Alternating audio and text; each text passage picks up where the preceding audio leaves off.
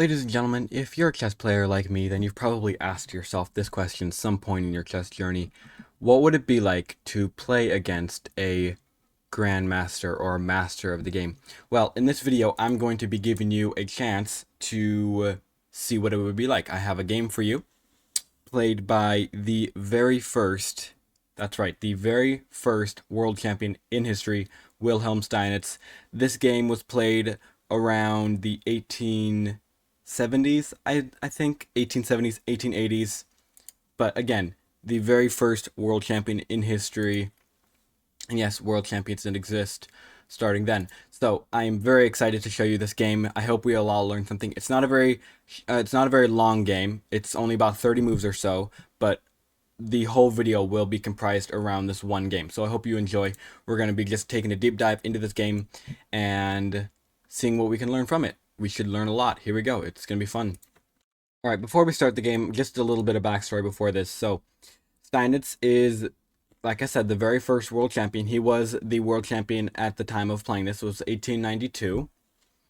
And he was the world champion since 1886.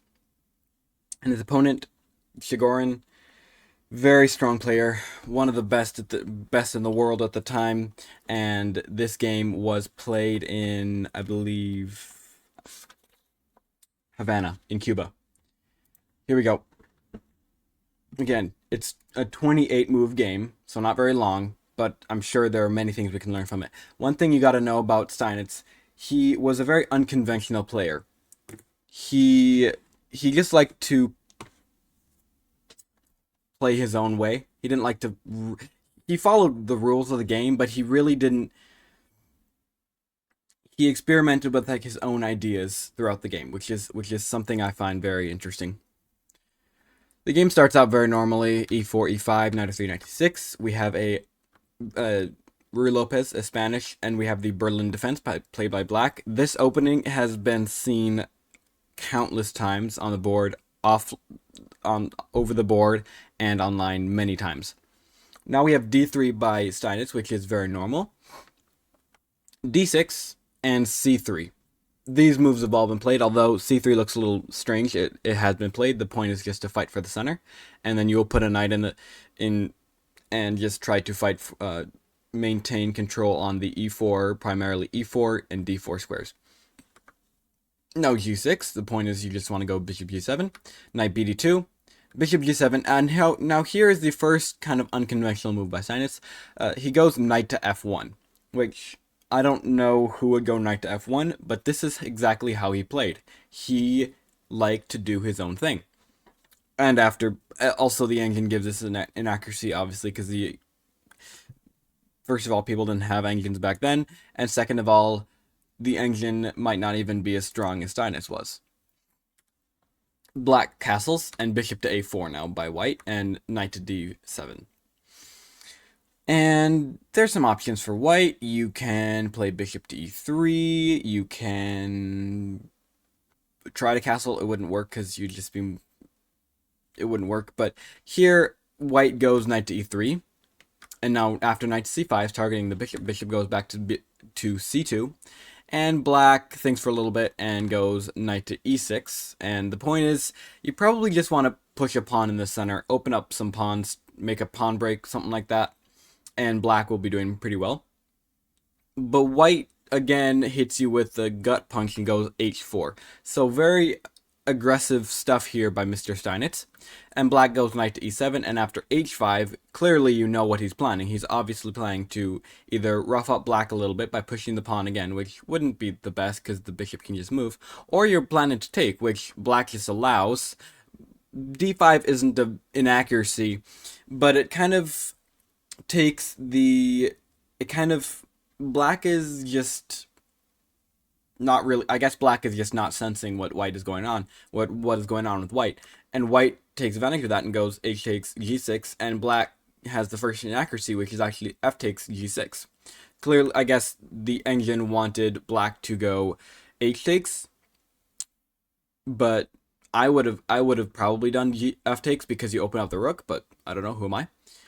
Now e takes d5, which is a good move according to the engine. And after knight takes d5, knight takes d5, queen takes d5, Steinitz goes bishop to b3, targets the queen.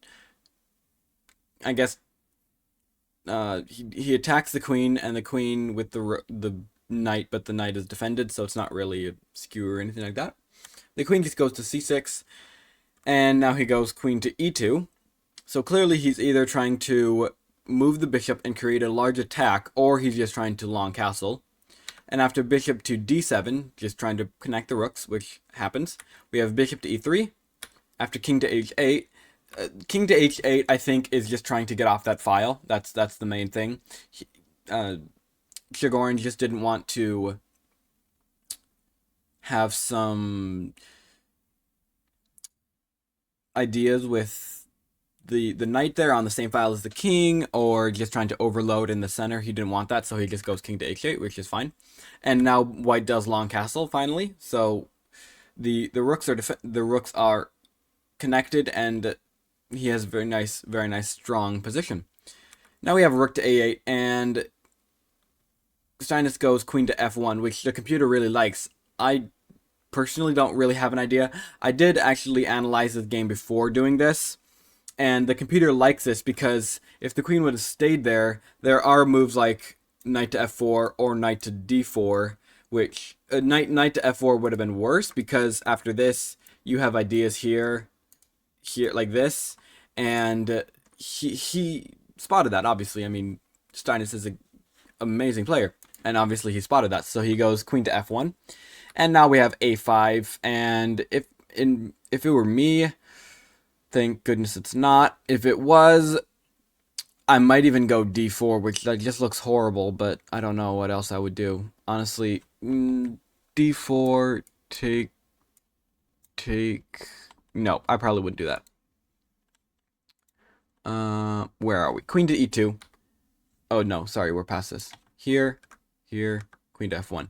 Now a5, and now we have d4. E takes, knight takes, bishop takes, and I will pause here for a second and just see if you can figure out what Steinitz's move here is. It's crazy.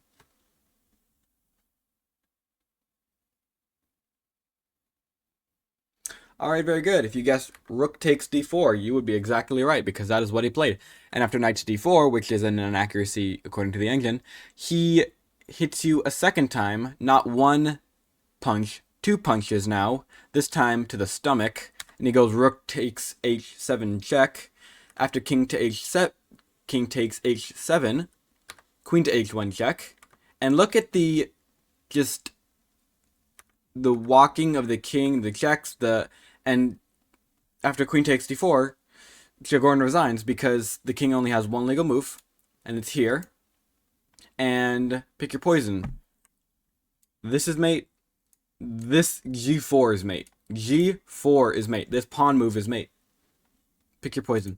And this game really highlights the kind of player that Steinitz was.